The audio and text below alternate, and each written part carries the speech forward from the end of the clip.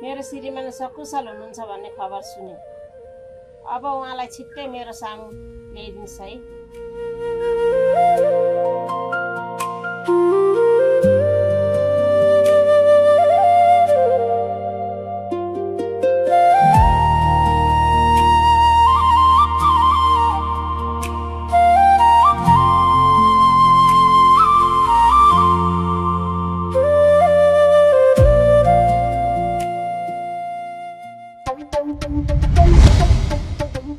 आज यो बुढी किन यति धेरै खुसी भएको होला?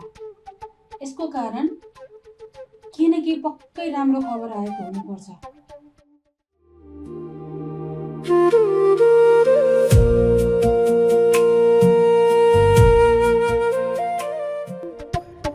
यो बुढी खुसी हुनुको कारण के होला त?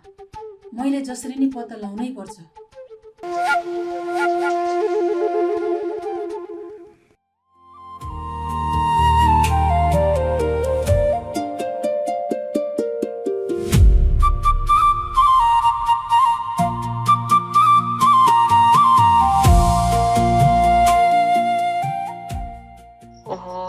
आमा आज कति खुसी हुनुहुन्छ।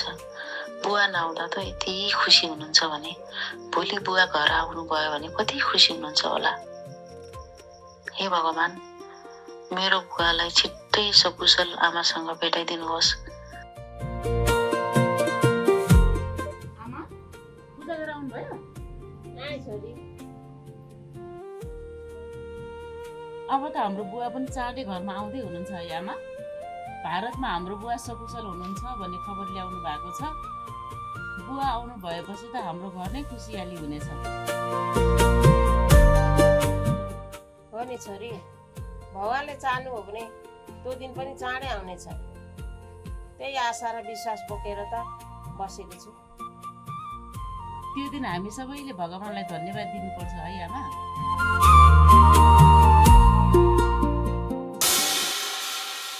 धर्मराज दाईको खबर आयो रे भनेको सुन्छु त। हो रे, भारतमा सकुशल हुनुहुन्छ रे। अब चाँडै जय बाबु लिन जानुहुन्छ रे त। यो त धेरै खुसीको कुरा हो। उहाँ फर्किनु भयो भने त माइली दिदीको पनि दुःखको अन्त्य हुन्छ। धर्मराज दाई गाउँ फर्किनु भएपछि त हामी सारा गाउँले मिलेर रमाइलो गर्नुपर्छ। रमाइलो त गर्नु परिहाल्यो नि। यतिको वर्षपछि धर्मराज दाई गाउँमा आउँदै हुनुहुन्छ।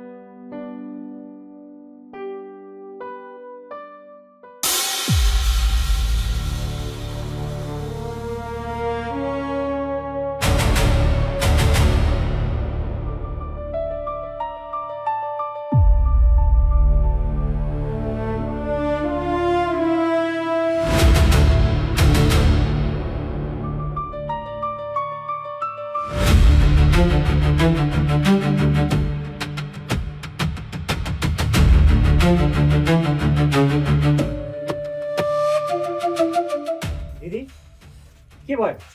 किन चिन्तामा यताउति हिँड्नु भएको? भाइ, आज सासु आमाको अनुहारमा असाध्यै खुसी देखे। उहाँको अनुहारमा पहिले कहिले नदेखेको खुसी थियो।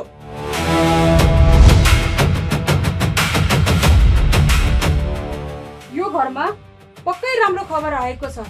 त्यो के हो मैले बुझ्न सकेकी छैन। त्यसो भए त्यो कुरा पत्ता लगाउनै पर्छ। हो भाइ, हामीले जसरी नै यो कुरा पत्ता लगाउनु पर्छ, नत्र भने हामीलाई नै ठुलो समस्यामा पर्न सक्छ।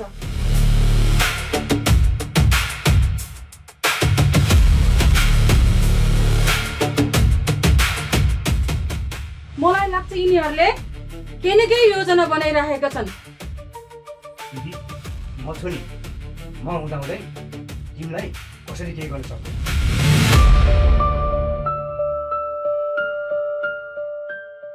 यो खुसीको कारण के हो म आजै बताउँछु। मलाई त त्यही कुराले मन पोलिरहेको छ। भाइ, जति सक्दो चाँडो सत्य कुरा थाहा पाउनुपर्छ। दिदी त ढुक्क भएर बस, यो जिम्मा मेरो हो। जति ततै कुरा कसरी पत्ता लगाउनुपर्छ मलाई राम्रोसँग थाहा छ।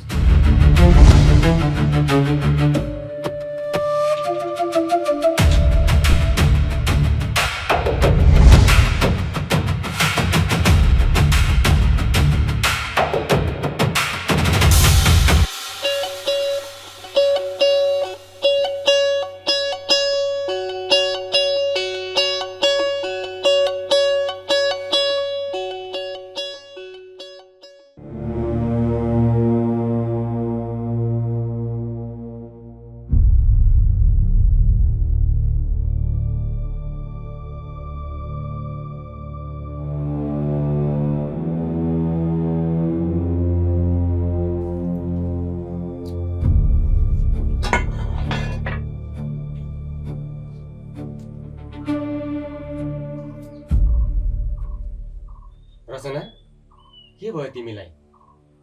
धेरै चिन्तामा देखिन्छौ। सन्चो भएन कि के हो? केही पनि भएको छैन। होइन, केही न केही त पक्कै भएको छ। तिम्रो अनुहारले हितै देखाइरहेको छ। खुलेर भन, कुरा के हो? मलाई नभने कसलाई भन्छौ? आज आमा यति धेरै खुसी हुनको कारण के हो भनेर यो कुरा मैले जयलाई सोध्यो भने उसले मलाई शङ्का गर्न सक्छ। त्यसैले म आफै सत्य पत्ता लगाउँछु। रचना, किन डोलाइरहेकी? कुरा के हो भन त? केही होइन, मलाई अलिकति टाउको दुखेको छ, त्यसैले मन पनि अलि भारी भएको हो। ए, त्यसो भए चिन्ता नगर, म तिम्रो लागि औषधि ल्याइदिन्छु। आराम गर, ठिक हुन्छ। हुन्छ, पहिले हात खुट्टा धोएर आउनुहोस्, तपाईँको लागि म खाजा लिएर आउँछु। ल ल।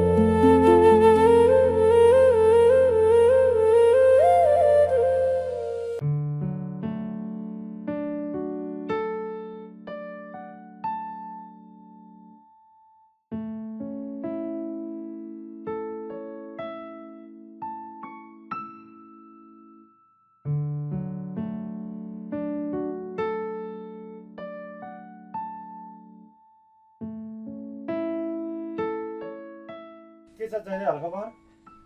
ठिकै छ रमेश भाइ, बस न। हुन्छ दाइ।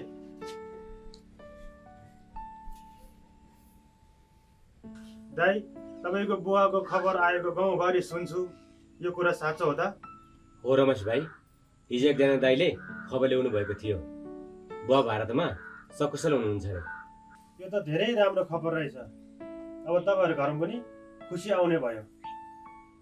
अनि मैले अब कहाँ हुनुहुन्छ? खोइ भाइ, मलाई थाहा भएन।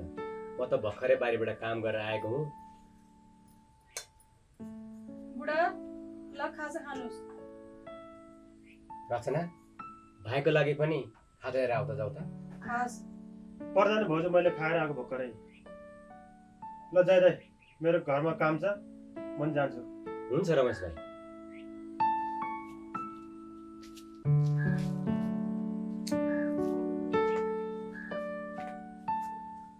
रचना, बस न।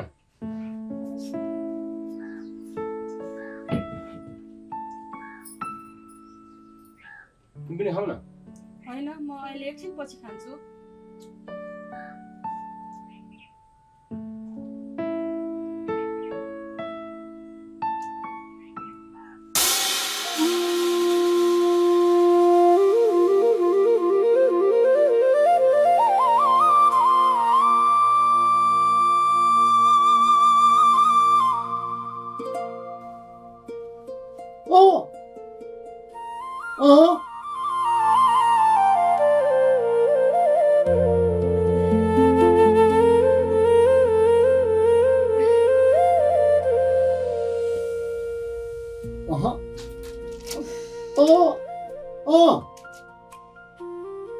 खान्न यो दबाई साह्रो तितो हुन्छ।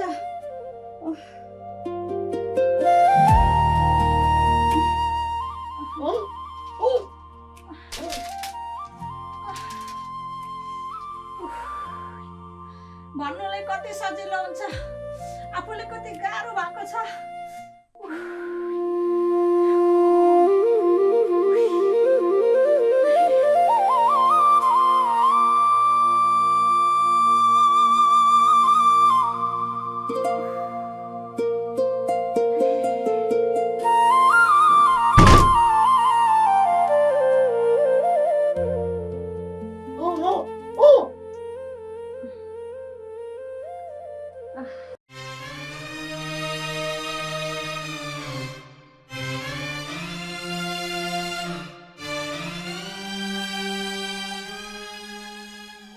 बुवा के भयो? दिनुहोस् त आमा, यो औषधि खानुहोस्। यो औषधि खानुभयो भने मात्र तपाईँ चाँडै निको हुनुहुन्छ। खान्न क्या, साह्रो तितो छ।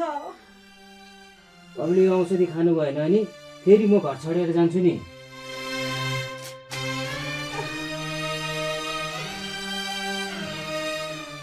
तँलाई गुमाउने मसँग आँट छैन छोरा, म खान्छु। हेर्नुहोस् पानी।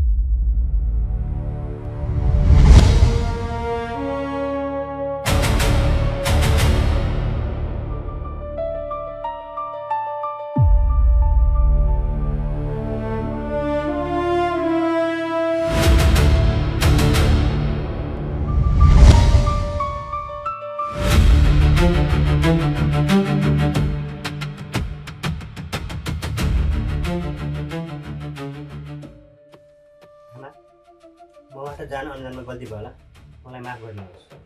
तपाईँलाई मैले कहिले नराम्रो सोचेको छैन। भेनाको आमा भनेको मेरो आमा बराबर हो।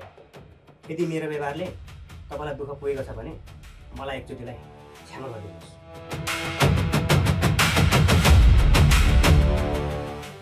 केही छैन बाबु, मैले तपाईँलाई त्यस्तो नराम्रो केही सोचेको छैन। जे भयो भयो, पुराना कुरालाई छोडिदिनुहोस्। मान्छे हो, गल्ती त भइहाल्छ। धन्यवाद आमा, तपाईँले मलाई माफी दिनुभयो, यो नै मेरो लागि ठुलो कुरा हो।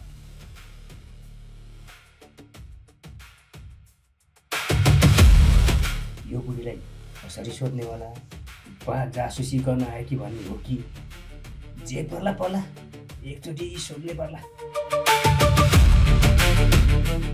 आमा, आज धेरै खुसी देखिनुहुन्छ नि, यो खुसीको कारण के होला? त्यस्तो खास केही होइन बाबु। हिजो मेरो श्रीमानको खबर आएको थियो, उहाँ भारतमा सकुशल हुनुहुन्छ अरे। यो बुढी खुसी हुनुको कारण यो पो रहेछ। यही खबर सुनेपछि मेरो मन ढुक्क भएको छ, त्यसैले म आज यति खुसी छु। जे हुन्छ राम्रोको लागि हुन्छ। अब हजुरको जिन्दगीमा पनि खुसी आउने भयो। म पनि त्यही दिन गनेर बसेको छु बाबु। ल आमा, दिदीले के काम छ भन्दै थिएँ, म चाहिँ लागेँ। हस् बाबु।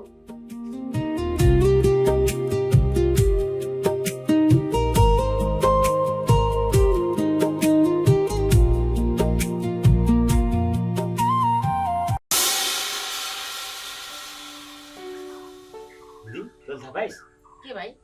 कृष्ण भनेको डाँड त लगेछ त पहिरोले। 4-5 दिन भयो लगातार पानी परेको, लगिहाल्छ नि भाइ।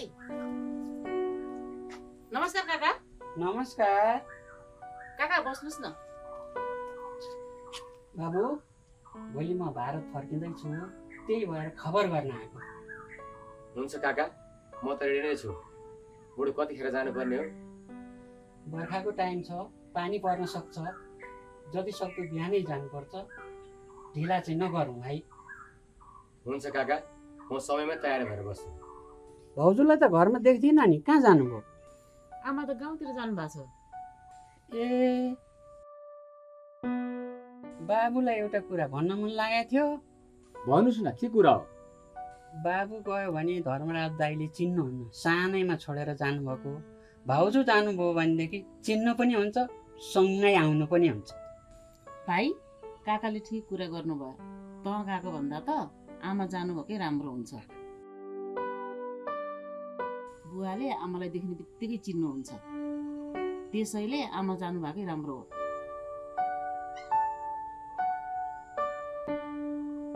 त्यसै गरौँ है बाबु।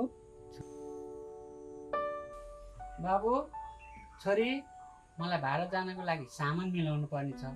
म अहिले जान्छु है। हस् काका।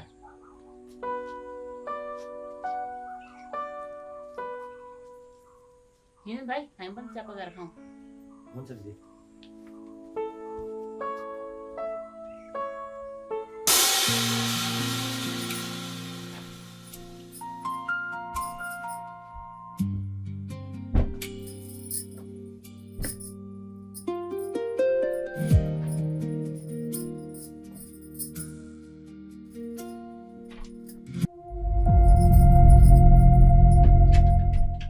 भाइ, के कुरा पत्ता लाग्यो त? पत्ता लाग्यो दिदी। के हो भन्न त छिटो। आमा खुसी हुनुको कारण ससुरा रहेछ, उहाँ जिउँदै हुनुहुन्छ अरे, अहिले भारतमा हुनुहुन्छ अरे।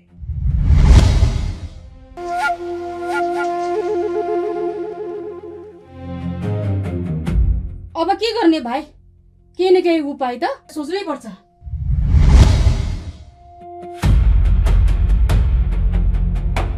दिदी, तपाईँ चिन्ता नलिनुहोस्। धर्मराज आउनुभन्दा अगाडि नै म यस्तो चाल चाल्छु कि सबै कुरा हाम्रो पक्षमा हुन्छ। के चाल हो त्यो मलाई भन्।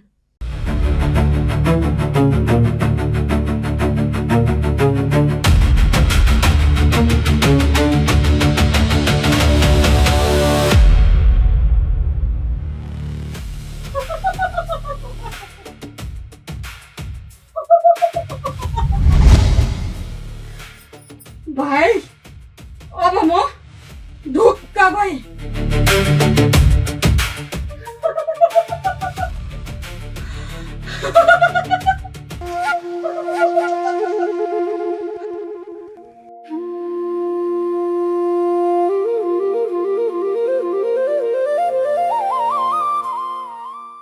जय भान्जा, धर्मराज बेनालाई लिन त तिमी जाने कुरा सुनेको थिएँ। आज आएर 81 दिदी जाँदैछ रे, किन होला? मामा, जान त मै भनेको, तर बाबालाई चिन्ने काकाले म गयो भने चिन्नुहुन्न, आमा गयो भने चिन्नु पनि हुन्छ, सँगै आउनु पनि मान्नुहुन्छ भन्नुभयो, त्यही भएर आमा जान लागेको। काका नमस्कार। नमस्कार। बाबु, भाउजू तयार हुनुभएको छैन? तयार हुँदैछ।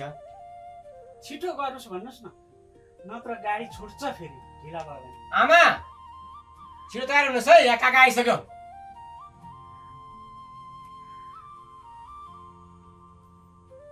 दिदी, आमा तयार हुनु भएन? आमा कपडा लाउँदै हुनुहुन्छ। छिटो गर्नु भन्छ जानु। हस्। लु, बैसेर काकालाई।